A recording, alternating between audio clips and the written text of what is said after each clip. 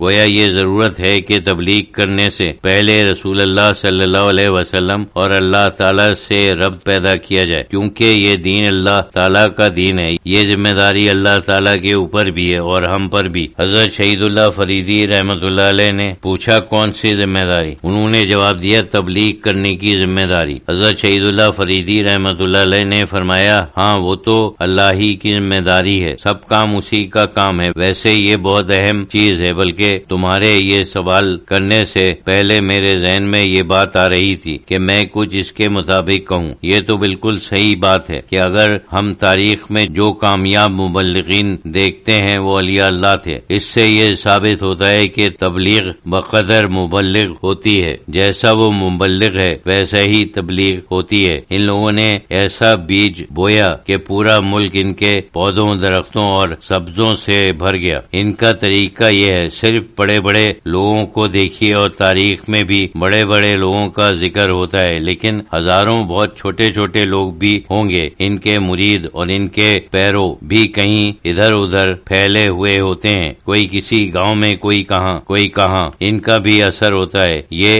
امت ایک بہت بڑی چیز ہے، جیسے ایک بہت بڑا دائرہ ہے، اس میں چھوٹے دائرے ہوتے ہیں، اس سے بڑے دائرے ہوتے ہیں، جو مرکز میں ہیں وہ اولیاء اللہ ہوتے ہیں، وہ اصل روح ہوتے ہیں، جن کے دلوں میں ایسا چراغ ہوتا ہے جو نشکات نبوت سے سلگایا ہوا ہوتا ہے۔ نیوکلیس یعنی ان کے بعد ان کے پیرو ہوتے ہیں جو ان کے قریب کے لوگ ہیں، پھر ان سے بھی دور کچھ لوگ ہوتے ہیں، پھر آخر میں ایسے لوگ ہوتے ہیں جن کا اسلام بہت ہی سطحی حیثیت کا ہوتا ہے، لیکن بہرحال وہ امت میں ہیں، چاہے وہ کچھ بدعمالی اور بد عقیدگی میں مبتلا ہوں، لیکن بہرحال وہ امت میں ہیں، وہ سمجھو آخری دائرے میں ہیں، لیکن ہر دائرہ دوسرے کے اوپر اثر کرتا ہے۔ اس وجہ سے انسان کو کوشش کرنا چاہیے کہ اپنے دل کو منور کر دے، نورانی کر دے، کیونکہ اس نور کے اثرات بہت دور رس ہوتے ہیں، یہ ظاہر نہیں ہوتا، لیکن وہ جسے ایک نیوکلیس ہوتے ہیں، یہ چیز لہروں کی طرح دور دور چلی جاتی ہے۔ یہ صحیح بات ہے، اللہ تعالیٰ کے اوپر توکل بھی چاہیے۔ تبلیغ میں یہ بھی ایک اچھا نقطہ ہے۔ یہ بات میں سوچ رہا تھا، اکثر لوگ کہتے ہیں کہ آج کل فضا کتنی خراب ہے، مخالف طاقتیں ہیں، یہ ہو رہا ہے، وہ ہو رہا ہے، دنیا میں جو خرابیاں ہوتی ہیں وہ تو ہیں ہی، لیکن اس سے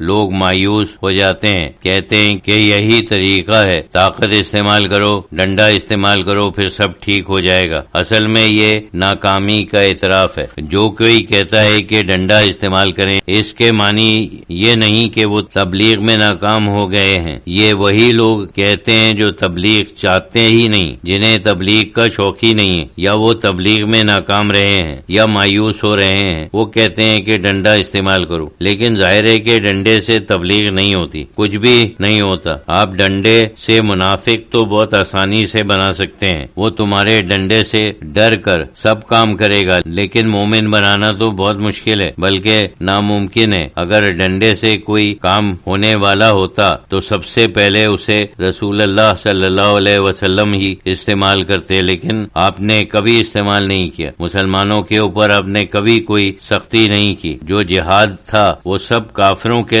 ساتھ تھا اور اس کے خاص مقاصد تھے۔ مکہ معظمہ کو بت پرستی سے پاک کرنا تھا، یہ تو اللہ کا منشا تھا۔ مسلمانوں کا جو چھوٹا سا گروہ بنا ہوا تھا اس کی حفاظت کرنا تھا۔ جو لوگ اس کے خلاف اس کو دبانے کے لیے اور اس کو نقصان پہنچانے کے لیے کھڑے ہو جاتے تھے، ان کی طاقت ختم کرنے کی ضرورت تھی۔ یہ تو سب امت کی حفاظت کے لیے ایک سلسلہ ہے، کبھی ڈیفنس، کبھی اٹیک، کبھی دونوں چیزیں ہوتی ہیں۔ Attack is best method of defence کہتے ہیں، لیکن مقصد اصل میں حفاظت ہے، مذہب کو پھیلانا مقصد نہیں ہے۔ حالانکہ اس کا ضرور ایک اثر ہوتا ہے، کیونکہ بعض دنیا دار قسم کے لوگ جب دیکھتے ہیں کہ کوئی چیز کامیاب ہو رہی ہے تو وہ کہتے ہیں کہ چلو ہم بھی مسلمان ہو جائیں، یعنی جب وہ کامیاب ہو گئے تو وہ ٹھیک ہی ہوگا، جب تک ہم کامیاب نہیں ہوئے تو وہ اس میں شریک نہیں ہوئے۔ سمجھو یہ آخری دائرے کے لوگ ہیں، بعد میں سب سے تکلیف دہ یہی لوگ ہوتے ہیں، کیونکہ وہ پھر جاتے ہیں، کبھی کچھ کرتے ہیں، کبھی کچھ کرتے ہیں، کچھ ڈاماڈول رہتے ہیں۔ جہاد کا اصل مقصد اس امت کی حفاظت ہے۔ آپ حضور کی کوئی حدیث پیش نہیں کر سکتے کہ آپ نے مسلمانوں کے اوپر خاص طور سے مذہبی مالی و روحانی معاملات، نماز، روزے یا کسی اور چیز میں کوئی سختی کی، آپ نے سختی نہیں کی۔